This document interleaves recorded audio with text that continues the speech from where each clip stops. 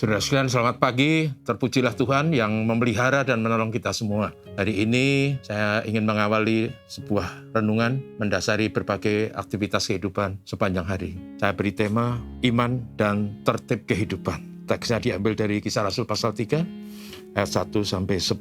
Berbunyi demikian. Pada suatu hari menjelang waktu sembahyang, yaitu pukul 3 petang, masuklah Petrus dan Yohanes ke bait Allah. Dan di situ ada seorang laki-laki yang lumpuh sejak lahirnya, sehingga ia harus diusung. Tiap-tiap hari orang itu diletakkan dekat pintu gerbang bait Allah yang bernama Gerbang Indah, untuk meminta sedekah kepada orang yang mau masuk ke dalam bait Allah. Ketika orang itu melihat bahwa Petrus dan Yohanes hendak masuk ke bait Allah, ia meminta sedekah. Mereka menatap dia dan Petrus berkata, "Lihatlah kepada kami." Lalu orang itu menatap mereka dengan harapan akan mendapat sesuatu dari mereka. Tetapi Petrus berkata, "Emas dan perak aku tidak ada padaku, tetapi apa yang kupunyai kuberikan kepadamu. Demi nama Yesus Kristus, orang Nazaret itu, berjalanlah." Lalu ia memegang tangan orang itu dan membantu dia berdiri. Seketika itu juga kuatlah kaki dan mata kaki orang itu. Ia melonjak berdiri, lalu berjalan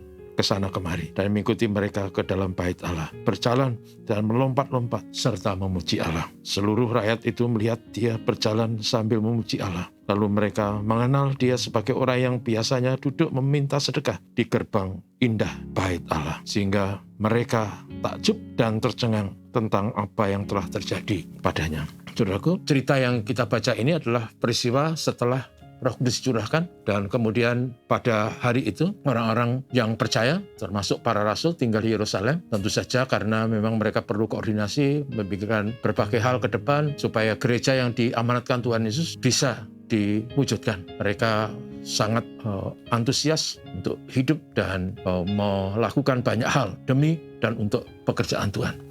Yang menarik adalah bahwa mereka dalam kisah yang kita baca tadi, Yohanes dan Petrus masuk ke bait Allah pada jam doa. Bagi orang Yahudi, saudara, mereka punya 3 jam doa, yaitu jam 9 pagi, jam 12 siang, dan jam 15 sore hari. Dalam cerita ini, Petrus dan Yohanes masuk ke bait Allah melalui gerbang indah pada jam 3. Yang saya ingin kita renungkan adalah bahwa walaupun Petrus dan Yohanes telah memiliki iman penuh kepada Kristus sebagai Tuhan Juru Selamatnya, dan mereka menghayati, menghidupi iman Kristen dengan segala ketulusan kesungguhan, namun tertib hidup yang mereka biasa alami, yaitu memanfaatkan jam doa pagi, jam 9, tengah hari jam 12, dan jam 3, mereka juga lakukan. Artinya, saudara, bahwa bagi Petrus dan Yohanes, iman kepada Kristus tidak serta-merta menghilangkan kebiasaan-kebiasaan yang indah itu,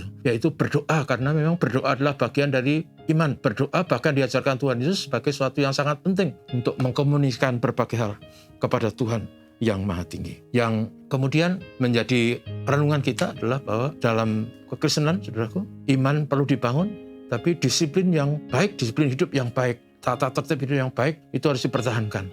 Saya dibiasakan sejak dulu, pagi hari menjadi momentum yang sangat baik untuk saya berdoa, untuk saya bersaat teduh. Itu adalah bagian dari gaya hidup saya yang saya pegang dari dulu.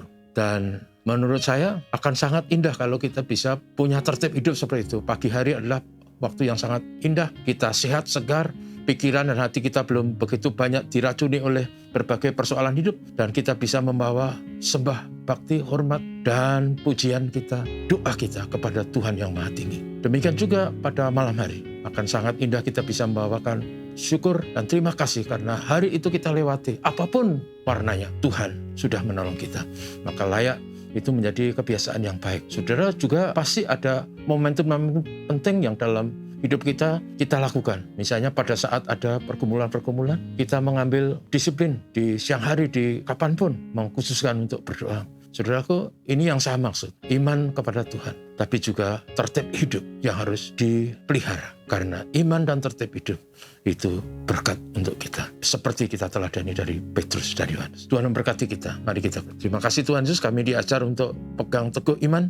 Kami juga diajar untuk mempraktekkan tertib kehidupan, disiplin kehidupan. Tidak membuang waktu, tidak menyia-nyiakan kesempatan. Dan tolonglah kami, supaya kami selalu punya hati, punya kesempatan untuk yang maha tinggi.